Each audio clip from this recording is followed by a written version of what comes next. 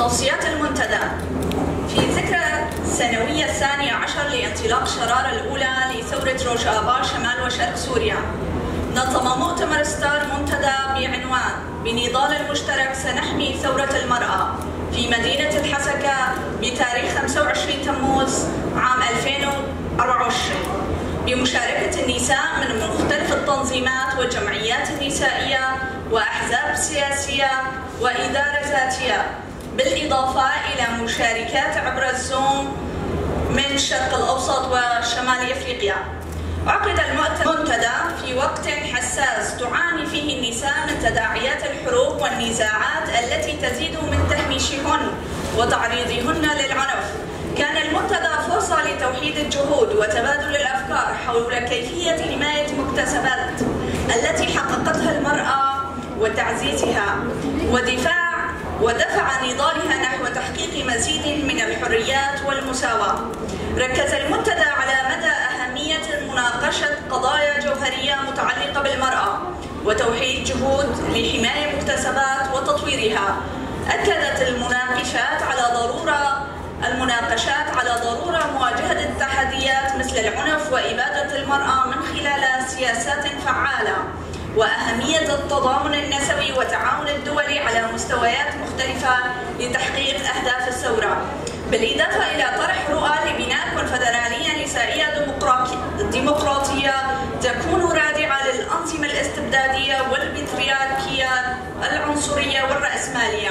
عبر المنتدى تم التوجه بالتحيات لكافة النساء المناضلات والمقاومات حول العالم، كما وتم التأكيد على وحدة النضال النسائي ضد كافة الذهنيات السلطوية التي تمارس شتى أساليب الإبادة، لا سيما في مناطق شمال وشرق سوريا وأفغانستان، مغرب ويمن، تونس، شنغال، فلسطين، العراق، السودان وشرق كردستان وإيران، التي تتعرض النساء فيها إلى هذه اللحظة لأساليب إبادة قمعية بعيدا عن الحقوق والأخلاق الإنسانية.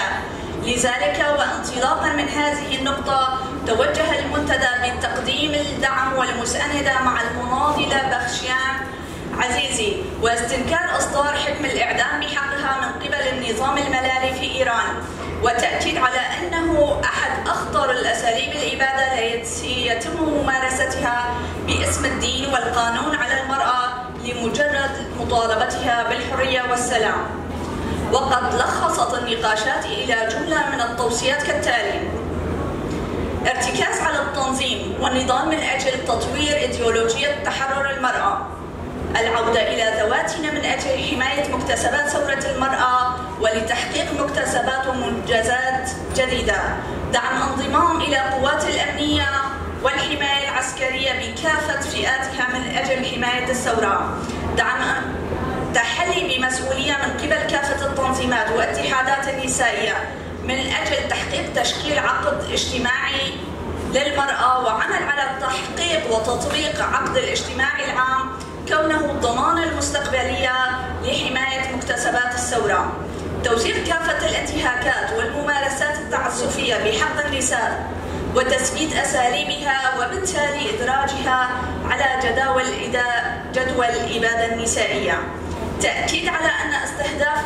مناطق شمال وشرق سوريا يتخذ في أساسه تحقيق الإبادة المرأة، ولا سيما ما تتعرض له النساء في مناطق المحتلة تحت سيطرة الحكومة التركية، تأكيد على أن استهداف النساء الرياديات والقياديات لثورة المرأة إبادة نسائية أكيدة. نشر الوعي، تكثيف الجهود لنشر الوعي حول قضايا المرأة وثورتها من خلال برامج تعليمية وتوعوية.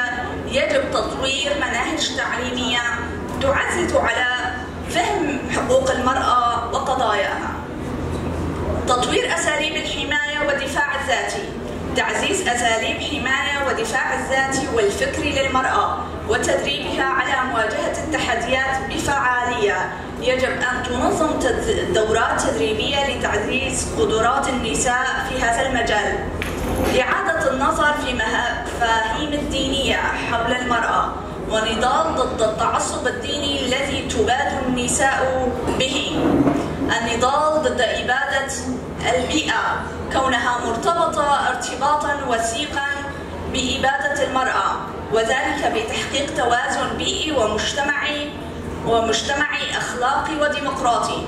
مكافحة العنف، تطوير سياسات وبرامج فعالة لمكافحة العنف ضد المرأة وحمايتها من كافة أشكال الإبادة.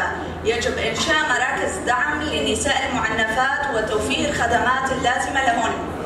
اعتماد إطار القانوني يكفل التصدي بفعالية لجرائم قتل النساء بدافع جنساني بوسائل مثل النص على جرائم محددة أو ظروف مشددة، وضمان عدم تمكن الجنات من التذرع والاحتجاج بظروف مخففة مثل العواطف أو الانفعالات أو الشرف أو الاستفزاز.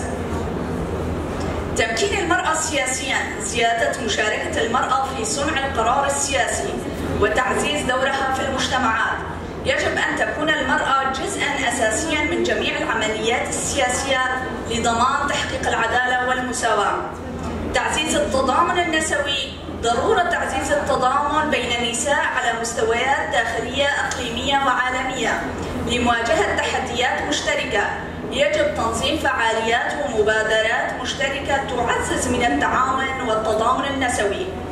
تعزيز الوعي بنموذج الديمقراطي، يجب تعزيز الوعي بالنموذج الديمقراطي المستوحى من تجربة المرأة الكردية من خلال ورش عمل وندوات تثقيفية وتشجيع التعاون مع المنظمات النسائية والدولية لتبادل الخبرات وتعزيز الشراكات وتطوير منصات إعلامية مخصصة لتعريف الشعوب بإنجازات المرأة الكردية ونشر قيم الديمقراطية الشعبية.